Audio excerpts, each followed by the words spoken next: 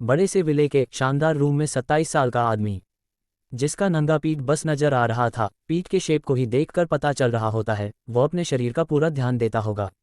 वही खूबसूरत सी लड़की उसके नीचे थी और तभी उसका फ़ोन बजने लगता है।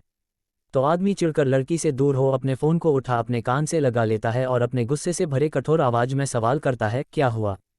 तभी हल्के हल्के हवा से खिड़की में लगा पर्दा हिल रहा था और चांद की रोशनी आदमी के अट्रैक्टिव चेहरे पर पड़ रहा होता है। चांद की तरह सफ़ेद और ठंडा चेहरा, नीली आंखें, बिखरे काले बाल, अट्रैक्टिव होंठ, दिखने में वो बहुत हैंडसम था। एक बार कोई उसे देखे ले तो उसके प्यार में कोई भी पड़ जाए। वही आदमी फ़ोन में बात कर रहे इंसान का बात सुन इरिटेट हो अपने कॉल को कट कर सामने के टेबल पर रखे सिगार के बॉक्स को उठा सिगार जला उसके कस लेने लगता है। ये देख लड़की उसके कमर पर जा बैठ कहती है, आदित्य तुम इतने गुस्से में क्यों आ गए हो, कुछ हुआ है क्या? इस सवाल को सुन आदित्य गुस्से में कहता है, जिस काम के लिए तुम्हें मैं पैसे देता हूँ उस पर बस फोकस करो। इस बात को सुन वो खामोश हो जाती है। वही आदित्य अपने सिगार के कस लेते हुए ही अपने मन में ही कहता है, तुम जो भी हो बहुत जल्द मैं तुम्हें बर्बाद कर दूंगा। आधा रात पार हो चुका था, आदित्य लड़की से दूर हो जाता है। आदित्य के अंदर का दिल काम करना ही बंद कर दिया था, इसलिए उसे किसी के फीलिंग से कोई फर्क नहीं पड़ता था। कोई उसके सामने रो रहा हो या मर ही क्यों ना जाए, आदित्य को कोई फर्क नहीं पड़ता था। आदित्य फिर बेड से नीचे उतर अपने कपड़े पहनते हुए अपने कठोर आवाज में कहता है, मेडिसिन लेना मत भूलना, मैं प्रेगनेंसी जैसे मुसीबत को झेलने नहीं चाहता हूँ। इस बात को सुन लड़की कहती है, मुझे पता है मैं ले लूंगी। इस बात को सुन आदित्य कपड़े पहन जाने को था पर मुड़ लड़की के पास जा उसके चेहरे पर अपने हाथ रख उसके माथे को किस कर कहता है, अपनी पोजीशन को तुम याद रखोगी तो मैं तुम्हें बिल्कुल पेन नहीं दूंगा बेबी, और अपने इस जुबान मेरे सामने बंद रखो। अपने बात को कहने के बाद वो जाने लगता है। वही लड़की आदित्य को बस जाता हुआ देख रही होती है और अपने मन में कहती है, क्यों तुम आखिर में इतना सॉफ्ट एक्ट करते हो कि मैं बार बार अपनी पोजीशन भूल जाती हूँ और चाहती हूँ तुम मुझसे प्यार करो। अपने मन में इतना कहने के बाद दरवाजे के लॉक होने का आवाज़ सुन लड़की बंद दरवाजे को देखती है, फिर बेड पर लेट जाती है। वही आदित्य विला से बाहर निकल अपने कार के पास जाता है तो आदित्य का राइट हैंड उसके लिए कार का दरवाज़ा खोल देता है। आदित्य कार के अंदर जा बैठ जाता है। तभी आदित्य का right hand car door lock कर ड्राइविंग सीट पर जा बैठ कार स्टार्ट कर कहता है, बॉस खुद तो आप मजे कर रहे थे और मुझे इतनी रात को यहाँ बुला 3 घंटे से बाहर खड़ा रखे है। आदमी के बकवास को सुन आदित्य इरिटेट हो कहता है, फ्लिक्स अपना मुंह बंद रखो नहीं तो मुंह चलाने लायक नहीं छोड़ूंगा। इस बात को सुन फ्लिक्स हंसते हुए कहता है, बॉस अगर आप मेरे साथ ऐसा किए तो मैं आपको अच्छी अच्छी खबर कैसे बताऊंगा। फ्लिक्स के ड्रामा से इरिटेट हो आदित्य अपने आंखों को बंद करते हुए कहता है, अगर काम के नहीं होते तो अभी ही जान ले लेता तुम्हारा। इस बात को सुन फ्लिक्स हंसने लगता है। फ्लिक्स बचपन से ही आदित्य के लिए काम करते आया है, इसलिए वो उसका राइट हैंड के साथ साथ दोस्त की तरह भी है, जो हमेशा स्टूपिड बातें आदित्य के सामने बोलता रहता है, पर तब तक ही जब तक आदित्य का मूड खराब ना हो, नहीं तो वो कितना काम का हो। आदित्य के गुस्से वाले मूड में वो उसके सामने जोक मारा तो शायद उसके बाद बिना आत्मा का शरीर ही बचा रह जाएगा उसका। कुछ वक्त के बाद कार सुनसान एरिया में बने आलीशान मेंशन के पास जा रुकता है, जो था तो बहुत आलीशान पर आसपास के डरवाने माहौल के वजह से वो भूतिया महल लग रहा था। तभी बाहर खड़ा गार्ड वहां आ कार का दरवाजा खोल देता है तो आदित्य कार से बाहर निकल जाता है। वही वहां मौजूद गार्ड आदित्य को देख ग्रिड करते हैं। तभी फ्लिक्स भी कार से बाहर निकल जाता है तो गार्ड उसे भी ग्रिड करते हैं। फिर आदित्य आगे जा रहा था और फ्लिक्स उसके पीछे पीछे। दोनों मेंशन के अंदर आ जाते हैं। दोनों के अंदर आते ही वहां मौजूद आदित्य के सभी आदमी आदित्य को ग्रिड करते हैं, पर आदित्य उन सभी के तरफ अधिक ध्यान ना देते हुए फ्लिक्स के साथ एक कमरे में आ जाता है, जहां एक खूबसूरत सी लड़की व्हाइट कोट पहने खड़ी थी और उसके सामने बेड पर एक जख्मी आदमी लेटा हुआ था जिसके शरीर में बैंडेज किया हुआ था, साथ हो उसका शरीर बंधा था। आदित्य को देख लड़की वहां से जाने को थी, तभी आदित्य उसके हाथ को पकड़ उसे जाने से रोक कहता है, ओह देविका इतनी जल्दी क्या है यहाँ से जाने की। इस बात को सुन देविका कहती है, मेरा काम हो गया है, तुमने इसे होश में लाने को कहा था, मैं ले आई, अब मुझे नहीं देखता यह क्या होगा आगे क्या नहीं। इस बात पर आदित्य उस आदमी के पास देविका को ले जाता है तो देविका घबरा जाती है, वही आदमी भी। तभी आदित्य ऑपरेशन में इस्तेमाल होने वाला नाइफ जैसा इक्विपमेंट उठा देविका के हाथ में दे उस आदमी के तरफ अपने क्रूर मुस्कान के साथ अपने कोल्ड आवाज में कहता है, किसने तुम्हें यहाँ भेजा है। इस सवाल को सुन वो कुछ जवाब नहीं दे रहा था तो आदित्य अपने कठोर आवाज में कहता है, देविका मैं चाहता तुम इसका किडनी निकाल दो, वो भी बिना बेहोश किए। ये सुन आदमी और देविका दोनों घबरा जाते हैं। वहीं घबराहट देख आदित्य के होंठों पर कृपी मुस्कान छा जाता है। वही फ्लिक्स बस देख रहा था और उसे बस देविका के लिए थोड़ा बुरा लग रहा होता है। वही देविका के हाथ जम गए थे तो आदित्य उसके कानों के करीब जा अपने कोल्ड धीमे आवाज में कहता है, डू एज आई से। इस बात को सुन देविका घबराते हुए अपने हाथ को उस जगह पर ले जा आगे कुछ करती कि आदमी घबरा कर कहता है, मुझे मिस्टर राठौर ने भेजा है। इस बात को सुन देविका झट से अपने हाथ को पीछे करने वाली थी, पर आदित्य उसके हाथ को पकड़ वो इक्विपमेंट उसके पेट के अंदर घुसा देता है और खून के छिटके देविका के चेहरे और शरीर में पड़ जाता है। वही आदमी दर्द से चीख पड़ता है। तभी आदित्य हंसने लगता है। वही आदमी चीख रहा होता है तो आदित्य के चेहरे का भाव बदल जाता है। फिर वो देविका के हाथ को छोड़ अपने कोल्ड आवाज में बिना कोई एक्सप्रेशन के साथ कहता है, मुझे इसके शरीर का हर एक ऑर्गन इसके शरीर से बाहर देखना है। आदित्य के ऑर्डर को सुन आदमी डर से कांपने लगता है। वही देविका घबरा चुकी थी, उसके आंखों से आंसू आने लगता है और उसका शरीर ठंडा पड़ जाता है, जिस कारण वो जमीन पर बैठ जाती है। तभी आदित्य अपने घुटने के बल बैठ अपने हाथ को आगे बढ़ा देविका के चीन पर अपने 2 उंगलियों को ले जा उसके चेहरे को ऊपर कर अपने कठोर आवाज में कहता है, देविका, मैं तुम्हारे आंसू देखने के लिए यहाँ नहीं हूँ, जो कहा है जल्दी करो। इस बात पर देविका रोते हुए कहती है, क्यों कर रहे हो तुम मेरे साथ ऐसा, मैं बस सिंपल लाइफ जीना चाहती हूँ। इस बात पर आदित्य उसके आंखों से बहतर आंसू को पूछते हुए कहता है, तुम्हारे डैड के वजह से तुम कभी सिंपल लाइफ नहीं जी सकती हो। अगर खुद को और अपनी बहन को प्रोटेक्ट करना है तो तुम्हें ये सब करना होगा। तुम्हारे डैड के वजह से मैं तुम्हें प्रोटेक्ट करते आया हूँ, पर जिंदगी भर में तुम्हारे साथ नहीं रहूंगा तुम्हें प्रोटेक्ट करने के लिए। इतना कह देविका से दूर होते हुए कहता है, मेरे पास ज़्यादा वक्त नहीं है। इस बात को सुन देविका के साथ पास्ट में जो कुछ हुआ था वो सब याद कर अपने आंसू पोंछ आदित्य जैसा कहा था वैसा करने लगती है। जिंदा आदमी की चीख कुछ वक्त के बाद रुक जाती है। वही देविका के हाथ भी कुछ वक्त के बाद रुक जाता है और आगे बस खून नजर आता है, साथ ही उसके शरीर का ऑर्गन। ये सब देख आदित्य वहां से जाने लगता है। फ्लिक्स भी वहां से आदित्य के पीछे जाने को था, पर देविका का हालत देख वो रुक जाता है। वही आदित्य के जाते ही देविका जब अपने सामने का नज़ारा देखती है तो डॉक्टर होने के बावजूद और खुद उसने ये सब किया है, ये देख वो जमीन पर बैठ रोने लगती है। वही फ्लिक्स देविका के पास आ उसके बालों को सहलाते हुए कहता है, देखो तुम्हें रोने का जरूरत नहीं है, बॉस थोड़े सनकी है, पर तुम्हें पता है ना वो बस चाहते हैं तुम इंडिपेंडेंट बन जाओ और खुद को प्रोटेक्ट कर सको। अगर तुम ऐसे ही कमजोर बनी रही तो बॉस तुम दोनों बहन के लिए आगे कुछ नहीं कर पाएंगे। इस बात को सुन देविका फ्लिक्स के गले से जा लगती है और बस रोए जा रही थी। तभी फ्लिक्स उसे संभालते हुए खड़ा कर अपने साथ ले जाने लगता है और बाहर आने के बाद बाहर मौजूद आदमियों से अंदर सब साफ करने का ऑर्डर दे देता है। कुछ वक्त के बाद आदित्य उस मैंशन के आलीशान कमरे के अंदर जाता है, जहां बस ब्लैक, ग्रे एंड वाइट से पूरा रूम डेकोरेट किया गया था और वहां का हर एक सामान एंटीक था। आदित्य रूम के अंदर जा अपने कपड़े पर लगे बल्ब को देख वो अपने शरीर से कपड़े निकाल बाथरूम जा सवार लेता है, फिर अपने सिर पर तौलिया ले रब करते हुए रूम में आता है और अपने फ़ोन को उठा देखता है। फ़ोन में सेक्रेटरी का मैसेज था, सर आर्फेनेज को बस गिरवी रखा गया है, जब तक डेट नहीं आ जाता लैंडलॉर्ड उसे सेल नहीं कर सकता है। मैसेज पढ़ने के बाद आदित्य उसे रिप्लाई करता है, आई डोंट केयर, मुझे किसी भी हाल में कल तक वो चाहिए, जितने पैसे उसे चाहिए उसे दो और कल के कल मुझे अच्छी न्यूज़ सुनाओ। इतना कहने के बाद वो अपने फ़ोन को साइड कर हेयर ड्रायर से अपने बाल सुखाने के बाद वो बेड पर जा लेट जाता है और धीरे धीरे ये रात बीतने लगता है। सुबह का वक्त हो चुका था। देविका किचन में कॉफ़ी बना आदित्य के रूम की तरफ बढ़ जाती है। इस मैंशन में कोई सर्वेंट नहीं थे, यहाँ बस आदित्य के वो लोग रहते थे जो अंडरवर्ल्ड के दुनिया से जुड़े हो और उसके इनलीगल कामों में उसके साथ हो। देविका आदित्य के रूम के पास आ डोर नॉक करती है तो आदित्य जा रूम का दरवाज़ा खोल देता है। देविका के हाथों में कॉफ़ी का कप देख आदित्य दरवाजे से टिक कप ले हल्की सी मुस्कान के साथ कहता है, डॉक्टर साहिबा कॉफ़ी के लिए थैंक यू। इस बात को सुन देविका आदित्य को घूर कर देखती है, फिर कहती है, तुम हॉटलेस मॉन्स्टर हो। ये सुन आदित्य मुस्कुरा कर कहता है, ओफ, तुम जब मेरी ऐसी तारीफ करती हो तो बहुत सुकून मिलता है। तभी फ्लिक्स वहां आ जाता है। वही आदित्य दरवाजे में टी का कॉफ़ी पीते हुए फ्लिक्स के तरफ देखता है। वही देविका आदित्य को घूर कर देख अपने दांत पिसते हुए कहती है, अब और कोई काम नहीं है तो मैं जा रही हूँ। इतना कह मुरझाने लगती है। तभी अपने आवाज़ को थोड़ा ऊंचा करते हुए आदित्य कहता है, डॉक्टर साहिबा अगर फिर कभी मेरे लिए कॉफ़ी बनाओ तो ब्लैक कॉफ़ी बनाना। आदित्य के बातों को सुन देविका के कदम रुक जाते हैं और मुड़ वो आदित्य के तरफ गुस्से में देखती है, फिर अपने दांत पिस कहती है, जो दिया शांति से पियो। इतना कह वो वहां से वापस जाने लगती है। देविका के जाने के बाद फ्लिक्स कहता है, बॉस क्या आप देविका को पसंद करते हैं? इस सवाल पर आदित्य अपने रूम जाते हुए कहता है, नहीं। जवाब सुन फ्लिक्स फिर सवाल करता है, तो आप उसके रूखे बर्ताव पर भी कभी गुस्सा क्यों नहीं करते हैं? फ्लिक्स के सवाल को सुन एक गहरी सांस भरते हुए आदित्य कहता है, बस देविका के डैड की वजह से, बाकी वो मेरे काम की है, मुझे पता है वो मेरे अगेंस्ट कभी नहीं जाएगी, चाहे मैं उसे कुछ भी करने क्यों ना कह दूं। फ्लिक्स को इतना पता था वो और देविका तब से एक दूसरे को जानते हैं जब से दोनों का जन्म हुआ था, पर दोनों का क्या कैसा बॉन्डिंग है फ्लिक्स को नहीं पता था, क्योंकि फ्लिक्स आदित्य के साथ तब से काम करना शुरू किया है जब वो 13 साल का था और आदित्य ने उसे ऑक्शन रूम में बिकने से बचाया था, और तब आदित्य कभी कभार ही देविका के डैड से मिलने जाया करता था और उस वक्त देविका बोर्डिंग स्कूल जा चुकी थी। तभी आदित्य अपने कोल्ड आवाज में सवाल करता है, तुम यहाँ आए क्यों थे?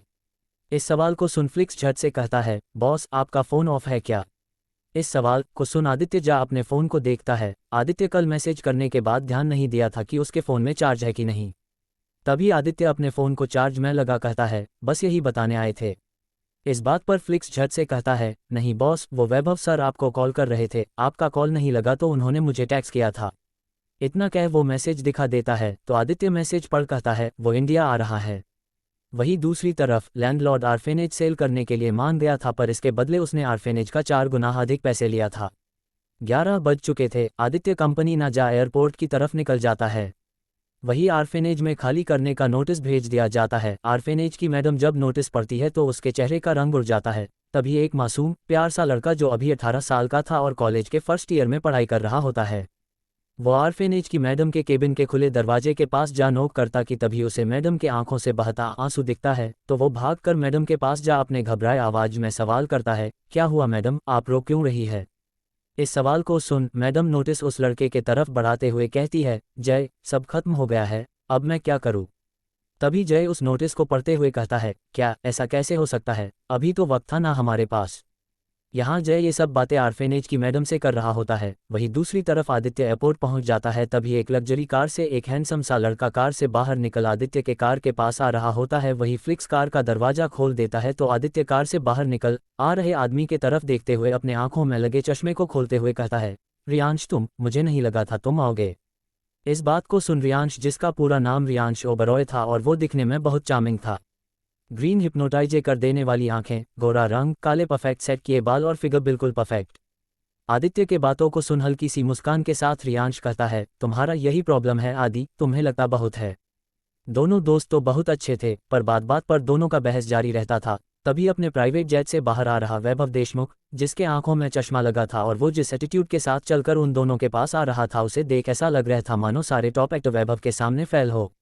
वो उन दोनों के पास आ अपने आंखों से चश्मा हटा देता है। वैभव की ग्रे आंखें बहुत अट्रैक्टिव थी, साथ ही उसके होंठों पर टिका फ्लिटी मुस्कान किसी को भी अपने तरफ अट्रैक्ट कर सकता था।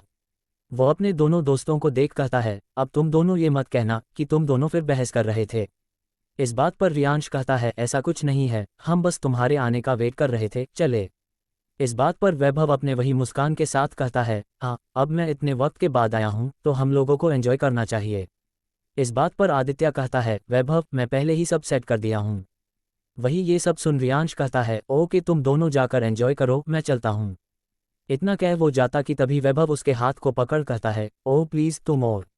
इतना कह वो खामोश हो जाता है। वही आदित्य का चेहरा थोड़ा डार्क हो जाता है और रियांश आदित्य के तरफ देखने लगता है।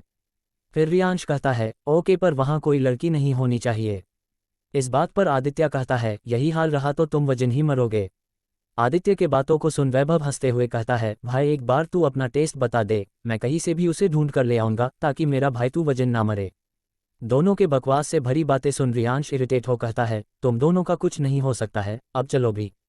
इस बात पर दोनों हंसने लगते हैं। फिर तीनों एक ही कार में चले जाते हैं।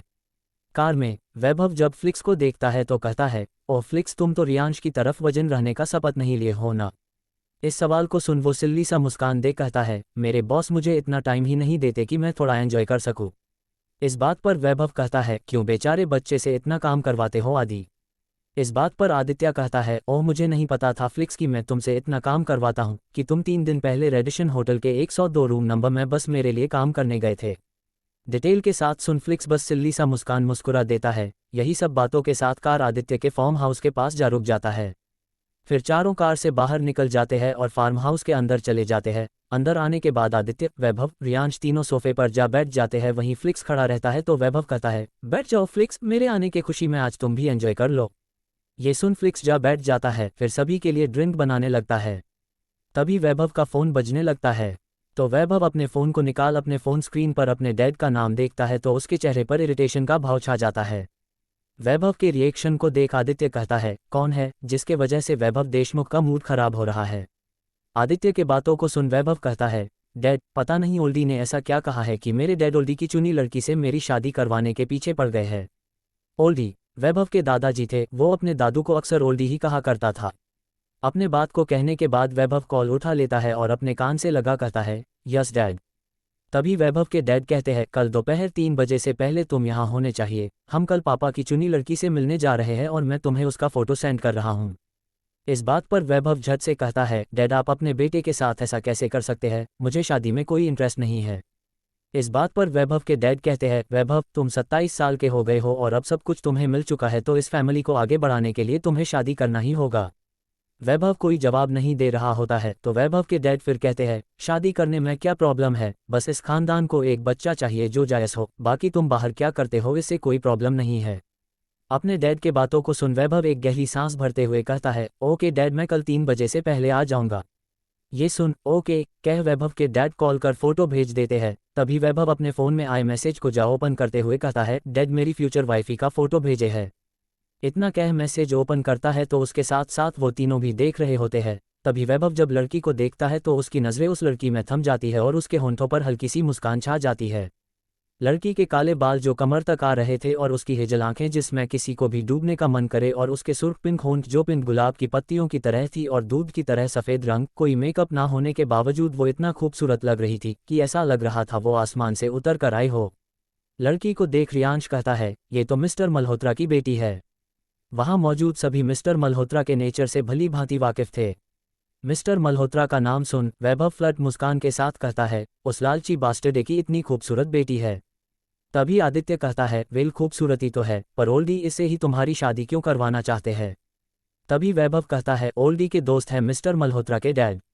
तभी रियांश कहता है, वैसे मैं सुना हूँ ये बहुत अच्छी है, शायद इसलिए दादाजी तुम्हारी शादी इससे करवाना चाहते होंगे ताकि तुम लाइन पर आ जाओ। इस बात पर वैभव अपना सड़ा सा मुंह बना लेता है पर लड़की को देख वो अपने होंठों पर फ्लिटी मुस्कान वापस ला कहता है, खूबसूरत है। और रियांश कह रहा ये बहुत अच्छी है तो मैं भी देखता हूँ कितनी अच्छी है। इतना कहने के बाद वो और नहीं चाहता था उनके दोस्त जो उसकी होने वाली है उसे और देखे, इसलिए वो अपने फ़ोन स्क्रीन को ऑफ कर अपने जेब में रख देता है। तभी फ्लिक्स मुस्कुराते हुए कहता है, अगर आप शादी ना करना चाहो तो अपने ओल्डी से मेरा रिश्ता तय करवा दीजिएगा। इस बात को सुन वैभव उसे कठोरता से देखता है पर फ्लिक्स के दिमाग में अब भी वो खूबसूरत लड़की चल रही होती है। फ्लिक्स के रिजेक्शन को देख वैभव को बिल्कुल अच्छा नहीं लग रहा था, साथ ही उसे बहुत गुस्सा भी आ रहा होता है। तो वो अपने हाथ को उसके कंधे पर रख थोड़ा दबाते हुए कहता है, मैं ऐसा नहीं कर सकता क्योंकि मुझे शादी करने का ऑर्डर मिला है, तो अपने दिमाग से उसे निकाल दो। इस बात को कहते वक्त वैभव का हमेशा चिल रहने वाला ऑरा गायब हो डाक हो चुका था, जिसे देख फ्लिक्स को ऐसा महसूस हो रहा था मानो उसका आत्मा उसके शरीर से बाहर आ गया हो। तभी वैभव अपने हाथ को हटा वापस अपने चेहरे का रिएक्शन बदल ड्रिंक करने लगता है और माहौल पहले जैसा हो जाता है। रात का वक्त हो चुका था तो रियांश अपने दोनों दोस्तों के साथ डिनर करने के बाद दोनों को बाय बोल निकल जाता है। रियांश के जाने के बाद आदित्य वैभव के साथ रूम में जाता है तो वहाँ एक सेक्सी सी लड़की होती है जिसने बस ट्रांसपेरेंट ड्रेस पहन रखी थी। तभी आदित्य कहता है, शादी से पहले जितना हो सके नाइट एक्सरसाइज कर लो, फिर पता नहीं मौका मिले कि नहीं। इतना कह आदित्य एक आंख मार वहां से चला जाता है। वही वैभव रूम के अंदर आते हुए अपने कोट को अपने शरीर से बाहर निकाल जमीन पर गिरा देता है। वही वो लड़की वैभव के पास आ उसके सीने के पास अपने हाथ ले जा उसके शर्ट के बटन को खोलने लगती है। पर वैभव के दिमाग में अब भी वही लड़की चल रही होती है और उसे वो इमेजिन कर रहा होता है। फोटो वाली को इस सेक्सी लड़की में इमेजिन कर वैभव अपने हाथ को उसके चेहरे पर ले जा उसके चेहरे को देखने लगता है, पर फोटो वाली लड़की की जगह किसी और को देख वैभव अपने हाथ उसके चेहरे से हटा उसे बेड पर धक्का दे अपने बचे कपड़े को अपने शरीर से निकाल लड़की के करीब जा उसके पैरों को फैला कहता है, बहुत जल्द मेरे बिस्तर पर वो होगी। लड़की उसके बातों को सुन हैरानी से वैभव को देख रही होती है। वही वैभव अपने प्राइवेट पार्ट को सेट कर झटके के साथ अंदर प्रवेश करता है तो लड़की कराह उठती है। लड़की की करहाने की आवाज़ सुन वैभव उसके हाथ को पकड़ अपने होंठों को उसके गर्दन के पास ले जा उसके गर्दन को बाइट करते हुए अपने मन में ही कहता है, जब वो मेरी बाहों में ऐसे ही सिसकियां लेगी तो मुझे बहुत सुकून मिलेगा। मैं उसे देखना चाहता, उसके पूरे शरीर को छूना चाहता हूँ, अब मुझसे और इंतजार नहीं होता। अपने मन में ये कहते हुए अपने स्पीड को बढ़ाए जा रहा था। वही लड़की के लिए सहन करना मुश्किल हो रहा होता है तो वो गहरी सांसें लेते हुए सिसकियों के साथ कहती है, मास्टर मुझे दर्द हो रहा है, प्लीज़ थोड़ा धीरे करे। इस बात को सुन वैभव उस लड़की के तरफ देखता है और अपने उसी फ्लर्टिंग मुस्कान के साथ कहता है, मुझे इंतजार है यही वर्ड उससे सुनने का। इतना कह उसे पलट वापस उसके शरीर में एंटर करते हुए अपने डार्क एक्सप्रेशन के साथ कहता है, पर तुम वो लड़की नहीं हो जिससे ये वर्ड मैं सुनना चाहता हूँ। इतना कहते हुए अपने स्पीड को बढ़ा अपने हाथ उसके सीने के पास ले जा अपने हाथ को सेडिक्टिवली फेरते हुए अपनी आंखें बंद कर बस उसे इमेजिन करने लगता है। ये रात धीरे धीरे पार हो जाती है, सुबह का वक्त हो जाता है। रियांश अपने रूम से बाहर निकल डाइनिंग एरिया के पास आता है तो देखता है उसके छोटे भाई के बगल में वापस वही लड़का बैठा है। रियांश को वो बिल्कुल पसंद नहीं था, क्योंकि वो जब भी उसे दिखा है किसी ना किसी के साथ झगड़ा करते हुए ही, साथ ही उसके शरीर में बहुत से घाव होते हैं, वो भी नए नए, जिससे साफ पता चलता था कि वो रोज किसी ना किसी से लड़ाई करता होगा। पर वो उसे आने से रोक नहीं सकता था, चाहे वो उसके भाई का बेस्ट फ्रेंड हो, पर उसे उसके पेरेंट्स भी पसंद करते थे। रियांश नीचे आ गुस्से में अपने चेयर पर जा बैठ जाता है तो सर्वेंट आ सभी के लिए ब्रेकफास्ट लगा देता है। वही वो लड़का जिसका नाम अबीर था। दिखने में वो बहुत कूल था और होंठों पर मुस्कान हमेशा टीका होता, पर उसको आंखों में एक अजीब सी उदासी थी जो रियांश को नजर आती थी, पर उदासी का कारण उसे समझ नहीं आता था। रियांश उसे पसंद नहीं करता था, पर पता नहीं क्यों उसके उदासी का कारण वो जानना चाहता था। दोनों की नजरें मिलती है तो अबीर मुस्कुरा देता है। अबीर को मुस्कुराता देख रियांश अपनी नजरें फेर लेता है तो अबीर अपने होंठों का पाउट बना लेता है और उसके ऐसा करने से वो अभी बहुत क्यूट नजर आ रहा था। वहीं दूसरी तरफ आर्फेनेज के बाहर आर्फेनेज तोड़ने के लिए लैंडलॉर्ड अपने लोगों के साथ आ चुका था, पर बुलडोजर आगे बढ़ता इससे पहले ही आर्फेनेज के सभी बच्चे गेट के पास बैठ गए। सबसे आगे जय बैठा था। ये सब देख लैंडलॉर्ड को बहुत गुस्सा आ रहा होता है। तभी आदित्य की सेक्रेटरी उन लोगों को अलग अलग डील देकर रास्ते से हटाने की कोशिश करने लगती है, पर हर कोशिश नाकामयाब हो रहा होता है। वही आदित्य और वैभव साथ डाइनिंग टेबल के पास आ जाते हैं तो फ्लिक्स टेबल पर ब्रेकफास्ट लगा देता है और दोनों को सर्वे करने के बाद अपने लिए भी लगा लेता है। फिर तीनों साथ ब्रेकफास्ट करने लगते हैं। बातें करते हुए वो ब्रेकफास्ट कर ही रहे थे कि तभी आदित्य का फ़ोन बजने लगता है तो आदित्य ब्रेकफास्ट करते हुए अपने फ़ोन को निकाल स्क्रीन पर अपनी सेक्रेटरी का कॉल आता देख वो कॉल रिसीव कर कहता है, व्हाट्स हैपन्ड। ये सुन सेक्रेटरी कहती है, सर यहाँ मामला बिगड़ते जा रहा है। आर्फेनेज के बच्चे हमारे रास्ते से हटने का नाम ही नहीं ले रहे हैं। सेक्रेटरी की बातें सुन आदित्य गुस्से से भरी आवाज में कठोरता के साथ कहता है, तुमसे ये छोटा मोटा इशू भी संभाला नहीं जाता है तो मेरी सेक्रेटरी किस लिए हो। आदित्य के गुस्से में चिल्लाने से सेक्रेटरी के जुबान से आवाज बाहर आना बंद हो जाता है। तभी आदित्य आगे कुछ ना कह ना सुन वो कॉल कट कर देता है। फिर अपना ब्रेकफास्ट अधूरा छोड़ कहता है, मुझे जाना होगा। इस बात को सुन वैभव कहता है, आदि अगर मामला इतना ही पेचीदा है तो मैं भी साथ चलता हूँ, वैसे भी डैड ने मुझे 3 बजे तक आने को कहा है। इस बात को सुन आदित्य कहता है, ओके, पर आदित्य दीवान अकेले अब हैंडल कर सकता है। आदित्य के बातों को सुन वैभव अपना ब्रेकफास्ट खत्म करते हुए कहता है, आई नो। फिर तीनों मेंशन से निकल जाते हैं। मेंशन से बाहर आने के बाद एक ही कार में दोनों निकल जाते हैं। कुछ वक्त के बाद कार आर्फेनेज के पास जा रुक जाता है। जैसे ही कार रुकता है हो रहा शोरगुल शांत हो जाता है। तभी फ्लिक्स कार से बाहर निकल जाता है। वही सेक्रेटरी भी आ जाती है और दोनों साइड के कार डोर को खोल देता है। फिर आदित्य और वैभव साथ कार से बाहर निकल जाते हैं तो सभी उन दोनों को ही देखने लगते हैं। फिर दोनों आगे आते हैं। फिर वैभव कार से लद अपने आंखों से चश्मा हटा लेता है। वही आदित्य भी जब अपना चश्मा निकलता है तो उसकी नज़रें सबसे पहले जय से जा मिलता है। वही जय का भी आदित्य जय के नज़रों को देखते हुए ही कहता है, प्रॉब्लम क्या है। सवाल सुन सब आदित्य और वैभव को देख खामोश थे, पर जय गुस्से में कह पड़ता है, आप पूछ रहे हैं प्रॉब्लम क्या है। अभी हम लोगों के पास 1 महीना था, पर टाइम पूरा होने से पहले आपने आर्फेनेज तोड़ने का ऑर्डर दे दिया। हम सब कहाँ जाएंगे, कैसे रहेंगे। आखिरी लाइन कहते वक्त जय की आंखें हल्की नम हो जाती है। जय के नम आंखों में अजीब सा खिंचाव आदित्य को नजर आ रहा था। तभी उसका नजर एक लॉकेट पर जाता है। उसे देख आदित्य उसके करीब जा अपने हाथ आगे बढ़ा उस लॉकेट के पास अपने हाथ को ले जा। जैसे ही छूता है तो जय, साथ ही वैभव और आदित्य के लोग हैरान हो जाते हैं। वही जय अपने घबराए आवाज में कहता है, क्या कर रहे हैं आप। सवाल सुन आदित्य जय के तरफ देखता है। फिर अपने हाथ पीछे कर चेक निकाल, ब्लैंक चेक पर बस सिग्नेचर कर। जय के हाथ को पकड़ उसके हाथ में रखते हुए अपने इमोशनलेस चेहरे के साथ कठोरता से कहता है, तुम लोग अपना रोने धोने का ड्रामा बंद करो और जितने पैसे चाहिए इस चेक में फिल कर दो, बाकी मैं तुम लोगों को दूसरे ऑर्फनेजेस में ट्रांसफर करवा दूंगा। इतना कहने के बाद वो अपने हाथ को पीछे कर खुद एक कदम पीछे को सेक्रेटरी के तरफ देखता है तो सेक्रेटरी सैनिटाइजर आदित्य के तरफ बढ़ा देती है तो आदित्य सैनिटाइजर ले अपने हाथ को सैनिटाइज करने लगता है। पहले आदित्य के चेक से और अब जय को छू वो अपने हाथ को सैनिटाइज कर ये बताने की कोशिश कर रहा था कि वो गंदे हैं। ये देख आर्फेनेज की मैडम और सभी बच्चे जय गुस्से में आ गए थे। जय गुस्से में उस चेक को फाड़ आदित्य के मुंह पर फेंक गुस्से में चिल्ला कर कहता है, 1 महीने से पहले आप कुछ भी कर लो, हम में से कोई यहाँ से नहीं हिलेंगे। जय के ऐसा करने से माहौल बहुत डरावना हो गया था और आदित्य का चेहरा शैतान की तरफ डरावना। आदित्य गुस्से में अपने हाथ को आगे बढ़ाया ही था कि तभी उस डरवाने माहौल में वैभव के जोर जोर से हंसने का आवाज आने लगता है। सभी वैभव के तरफ देखने लगते हैं। वही आदित्य भी अपने हाथ को हवा में ही रोक कठोरता से वैभव को देखने लगता है। तभी वैभव हंसते हुए वहां आदित्य के कंधे पर अपने हाथ रख कहता है, ऐसा कोई काम नहीं जो आदित्य दीवान नहीं कर सकता है। इतना कह फिर वो जोर जोर से हंसने लगता है। वैभव के ऐसे हंसने से आदित्य और इरिटेट हो रहा था। तभी वैभव हंसना बंद कर कहता है, लिटिल बॉय, क्यों ना मैं तुम लोगों को एक न्यू ऑर्फेनेज बनवा कर दे दूं, तुम लोगों को बस साथ ही रहना है ना। इस बात को सुन आदित्य जो गुस्से में था वो एक नज़र वैभव को देखता है, फिर जय के तरफ देख अपने हाथ का मुट्ठी बांध लेता है और कठोरता से कहता है, नहीं, तुम लोगों को 1 मंथ चाहिए ना, तो ठीक है मैं देता हूँ, पर मैं जितना पैसा लैंडलॉर्ड को दिया हूँ मुझे 1 मंथ का इंटरेस्ट के साथ चाहिए। इस बात को सुन जय आदित्य से सवाल करता है, कितना पैसा आपने दिया है। इस सवाल पर आदित्य सेक्रेटरी को देखता है तो सेक्रेटरी झट से निकल आदित्य के तरफ बढ़ा देती है, तो आदित्य उस पेपर को ले जय के मुंह में फेंकते हुए कहता है, बस 1 मंथ है तुम लोगों के पास, देखता हूँ कैसे लौटाते हो। इतना कह वैभव के हाथ को अपने कंधे से हटा वो मुड़ जाने को होता है, पर फिर मुड़ कहता है, और हाँ, जो तुमने आज किया है उसके भुगतान के लिए रेडी हो जाओ।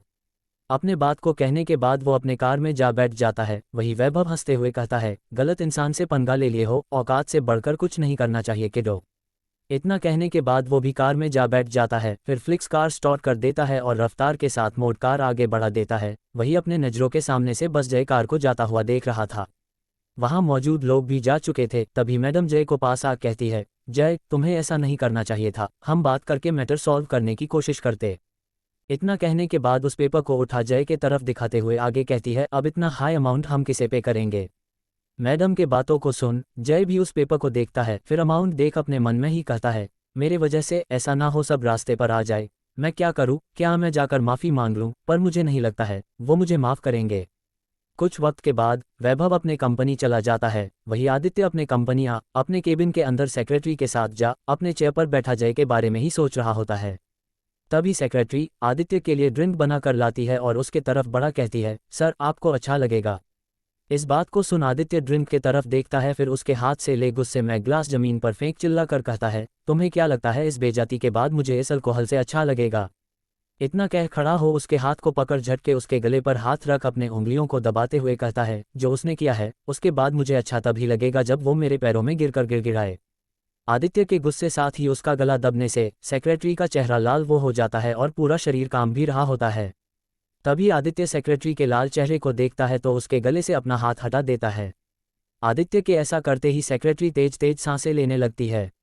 वही आदित्य अपने चेयर पर जा बैठ अपने मन में ही कहता है, आज के बाद ऐसा कोई दिन नहीं होगा जब तुम्हारे आंखों से आंसू ना बहे।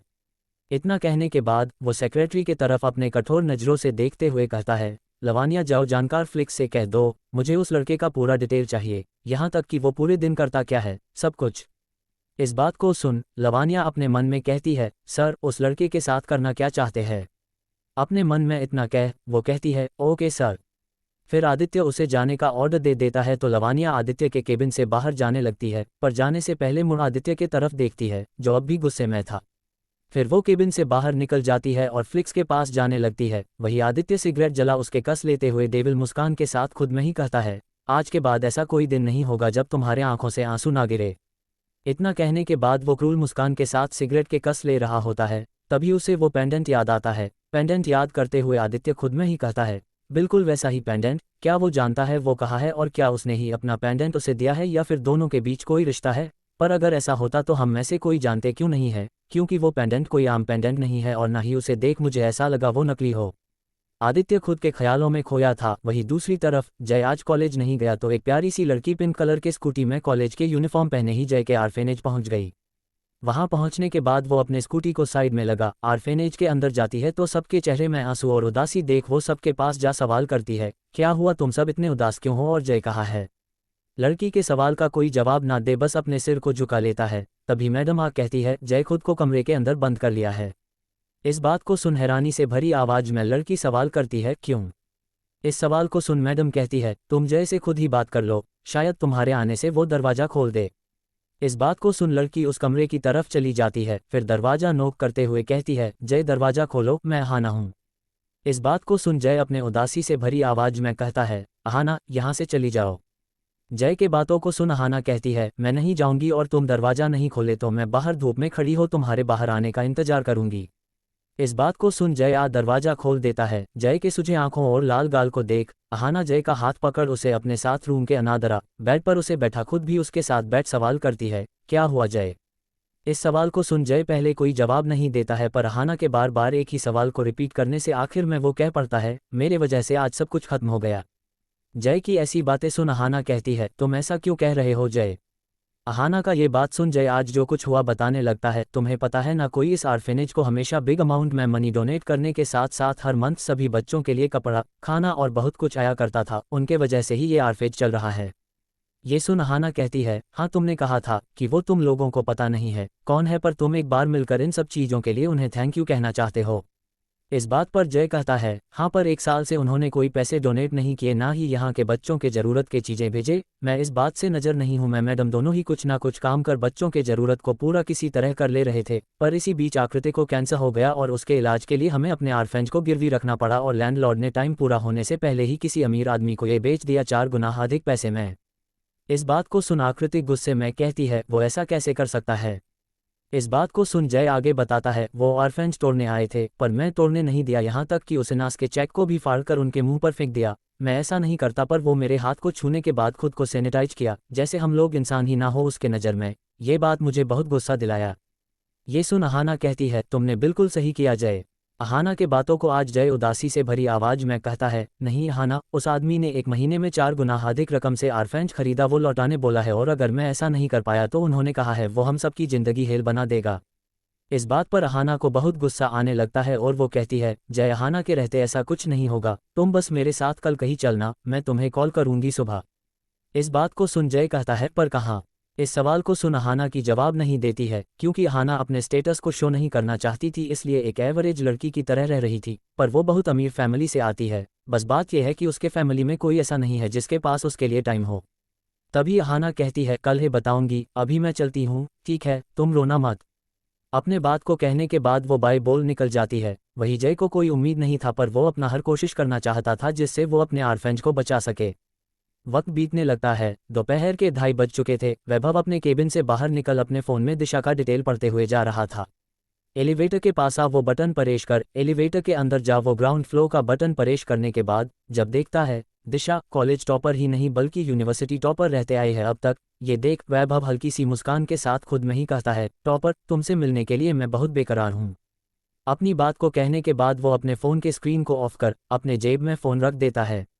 एलिवेटर भी ग्राउंड फ्लोर आ रुक जाता है। फिर वो एलिवेटर से बाहर निकल अपने कार के तरफ जाने लगता है। जैसे ही वैभव को ड्राइवर कार के पास आता देखता है तो वो झट से कार का दरवाजा खोल देता है। फिर वैभव के सामने आते ही वो ग्रिड करता है तो वैभव मुस्कुरा कर उसे देखता है और कार के अंदर जा बैठ जाता है। ये पहली बार था जब वैभव उसे देख ऐसे मुस्कुराया हो। वैभव का बदला बताओ देख ड्राइवर को इतना समझ आ गया था, आज वैभव का मूड बहुत अच्छा है। फिर वो भी कार डोर लॉक कर जल्दी से ड्राइविंग सीट पर जा कार स्टार्ट कर देता है। कुछ वक्त के बाद वैभव अपने मेंशन पहुंच जाता है। मेंशन आने के बाद जैसे ही कार रुकता है गार्ड्स आ कार का दरवाजा खोल देते हैं। वही वैभव के आने का खबर सुन परिवार के सभी लोग भी नीचे दरवाजे के पास आ गए होते हैं। वैभव अपने मेंशन के दरवाजे के पास आता है तो अपने पूरे परिवार को दरवाजे के पास खड़ा देख कहता है, आप सब यहाँ क्यों खड़े हैं? वैभव के सवाल को सुन वैभव की दादी कहती है, 2 साल बाद आए हो और आते के साथ अपने दोस्तों के पास चले गए, क्या इस बूढ़ी औरत से मिलने का मन नहीं करता है आपका?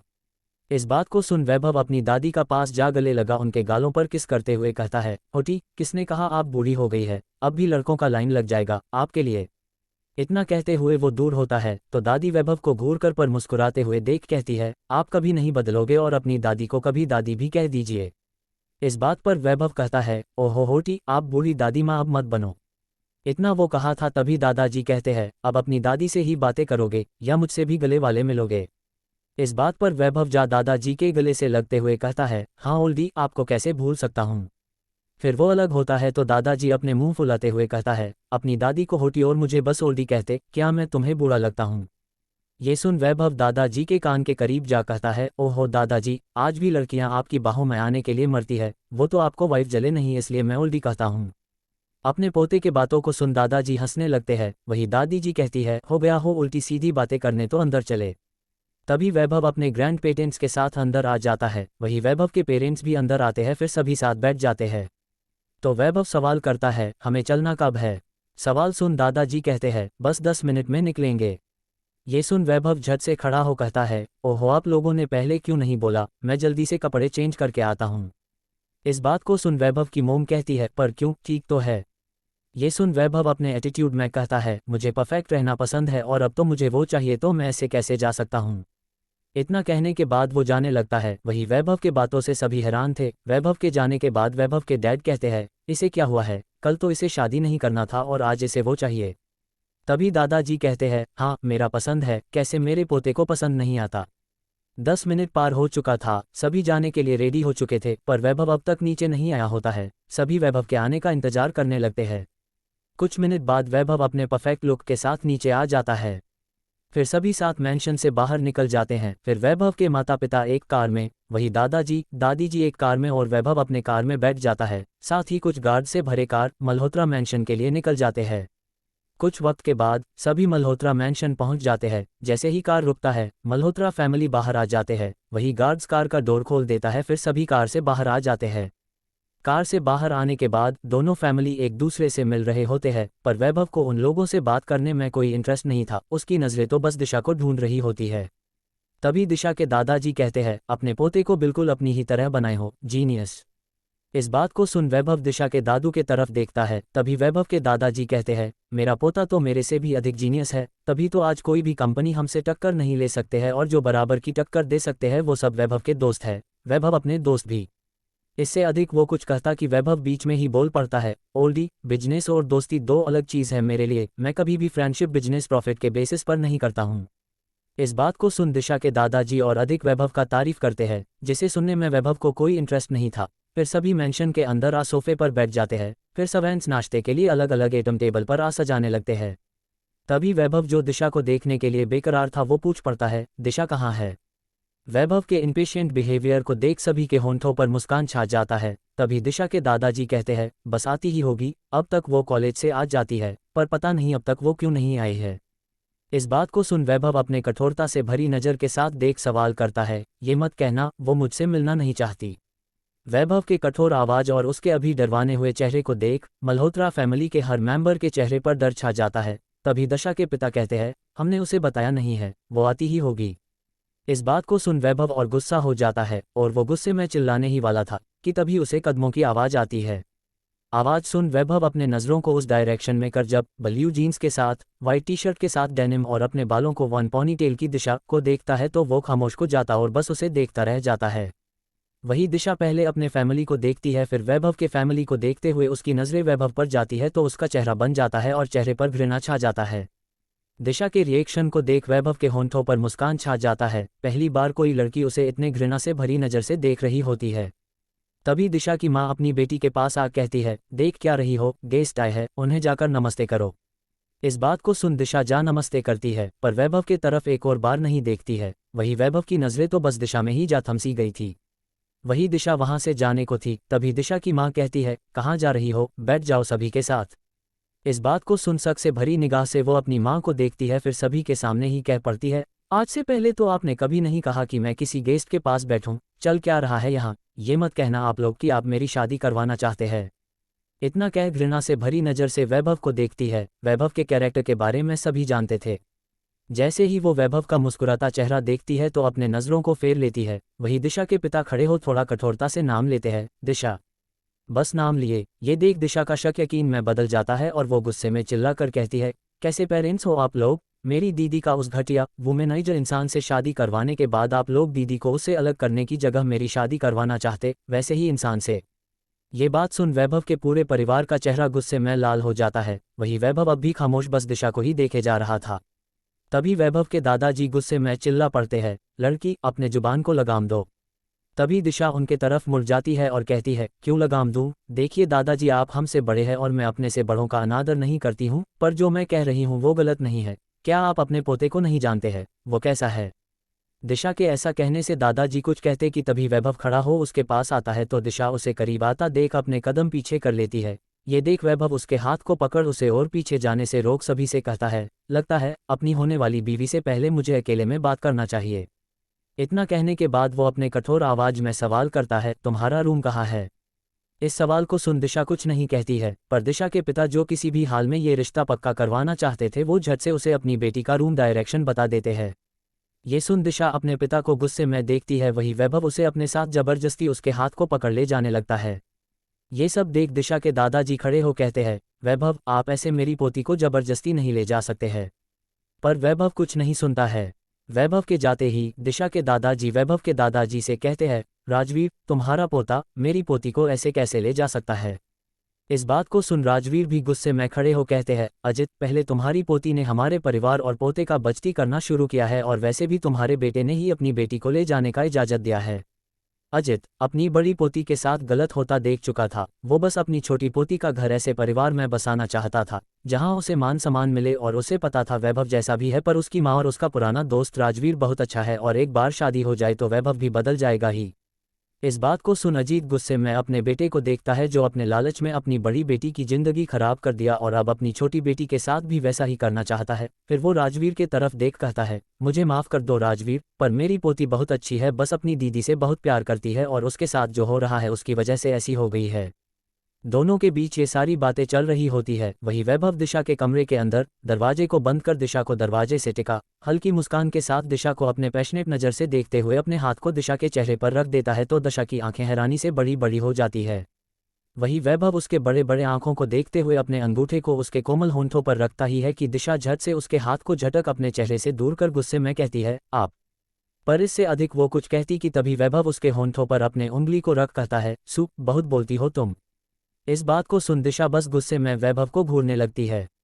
वही वैभव उसके तीखे नैन को देख बेकाबू होता महसूस कर रहा होता है। वो अपने हाथ को वापस उसके चेहरे पर ले जा सहलाते हुए कहता है, मुझे नहीं पता तुम्हारी दी के साथ क्या हुआ है, पर ई प्रोमिस, मुझसे शादी करोगी तो मैं तुम्हें प्रिंसेस बनाकर रखूंगा, तुम्हें जो चाहिए होगा वैभव देशमुख तुम्हें वो ला कर देगा। इतना कहते हुए वो अपने अंगूठे से वापस दिशा के कोमल होंठों पर रख उसके कोमल होंठों को अंगूठे से रब करने लगता है तो दिशा फिर उसके हाथ को झटकने वाली थी पर वैभव उसके उस हाथ को पकड़ ऊपर कर दरवाजे से टिका उसके होंठों के करीब आने लगता है। पर दिशा के कांपती होंठों को देखता है तो उसके होंठों के बेहद करीब आ रुक जाता है और वो अपने धीमे गहरी आवाज में कहता है, तुम्हें जो चाहिए मैं तुम्हें दूंगा, बस मेरी बन जाओ।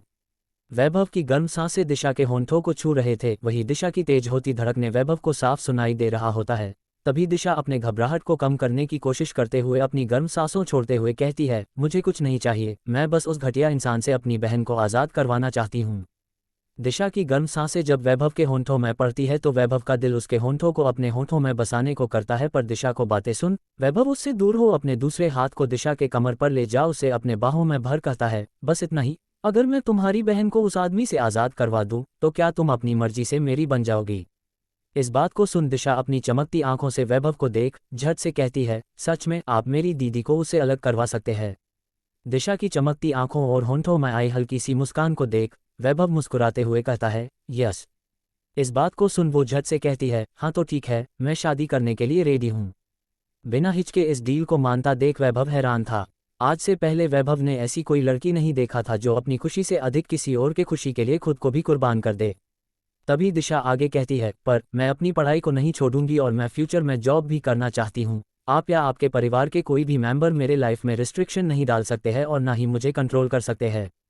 दिशा के बातों को सुन वैभव उसे अपने से और चिपका लेता है तो दिशा गुस्से में उसे देख खुद को उसके पकड़ से आज़ाद करने लगती है। पर तभी वैभव कहता है, पढ़ाई तक ठीक है पर जॉब तुम्हें करना है तो तुम मेरे लिए मेरे कंपनी में कर सकती हो। बाकी बात रही तुम्हारी आज़ादी की तो तुम्हें आज़ादी वहीं तक मिलेगी जहां तक मैं चाहूँगा, और हाँ तुम मेरी हो तो तुम पर मेरा पूरा कंट्रोल रहेगा। वैभव के इस बात को सुन दिशा उसे गुस्से में देखने लगती है। वही वैभव उसे अपने बाहों से आज़ाद करते हुए बेड पर जा बैठ कहता है, 2 मिनट है तुम्हारे पास, तुम सोच लो, तुम अपनी बहन को आज़ाद कर मेरे इन सारी बातों को अपने दिमाग में रख कर मुझसे शादी करती हो, या तुम चाहती हो मैं तुम्हें ज़बरदस्ती अपना बना लूँ, फिर मैं तुम्हारे किसी बात को नहीं मानूंगा और तो और अपने बनाए पिंजरे में कैद कर लूँगा। वैभव के बातों को सुन दिशा हैरान थी। वो गुस्से में वैभव को देख रही होती है, पर जब दिशा को उसकी बहन के शरीर में आए चोट, सुझा गाल, ये सब याद आता है तो वो अपने मन में कहती है, वैभव देशमुख जैसा भी इंसान हो पर ये वही इंसान बन सकता है जो मेरी बहन को उस जैसे घटिया इंसान से आज़ाद करवा सके। अपने मन में इतना कहने के बाद वो कहती है, ओके, जैसा आप चाहो, पर आप मुझे।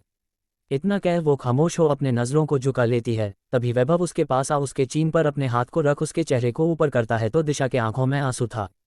उसके बहते आंसू को पूछते हुए सवाल करता है, अपनी बात को पूरा करो और हाँ, मैं तुम्हें दोबारा रोते हुए नहीं देखना चाहता हूँ। इस बात को सुन दिशा उसके आंखों में देखती है, फिर अपनी नज़रें नीचे कर कहती है, मुझे आपके किसी अफेयर से कोई प्रॉब्लम नहीं है, बस आप। इतना कह वो फिर खामोश हो जाती है। तो वैभव को बहुत गुस्सा आने लगता है, पर अपने गुस्से को कंट्रोल करते हुए वो अपने कठोर आवाज में कहता है, क्या तुम चाहती हो तुम्हारा पति बनने के बाद भी मैं किसी और लड़की के साथ सोऊं और तुम मेरे करीब नहीं आना चाहती हो? आखिरी शब्द वैभव गुस्से में चिल्लाकर बोला था तो डर कर दिशा अपने आंखों को बंद कर कहती है, नहीं मैं ऐसा नहीं चाहती, बस लड़कियों की रिस्पेक्ट करना चाहिए। इतना कह वो अपने आंखों को खोल लेती है और आगे अपने नम नज़रों के साथ वैभव को देख कहती है, बस मैं रिस्पेक्ट चाहती हूँ। इस बात पर वैभव मुस्कुरा देता है और उसके माथे को प्यार से चूम उसके होंठों के करीब जाने को होता है, पर दिशा अपना चेहरे को मोड़ लेती है और उसके हाथ के मुट्ठी बन जाते हैं। दिशा के ऐसे रिएक्शन को देख वैभव उससे दूर हो कहता है, ठीक है, पर मैं जो तुम्हारे साथ करना चाहूँ तुम मुझे रोक नहीं सकती हो। इस बात को सुन दिशा उदासी से भरी आवाज में कहती है, तो ये रेस्पेक्ट देना कैसे हुआ? इस बात को सुन वैभव थोड़ा इरिटेट हो जाता है और अपने मन में कहता है, एक ना एक दिन मेरे चार्म से अट्रैक्ट हो तुम खुद मेरे करीब आओगी, अभी के लिए बस तुम्हें अपना बनाना है। इतना कहने के बाद वो कहता है, ठीक है, अब नीचे चलो और मेरे फैमिली से अपोलाइज करो और कहो तुम मुझसे शादी करना चाहती हो। इतना कहने के बाद वो दरवाज़ा खोल बाहर जाने लगता है, वही दिशा भी मुड़ उसके पीछे चलने लगती है।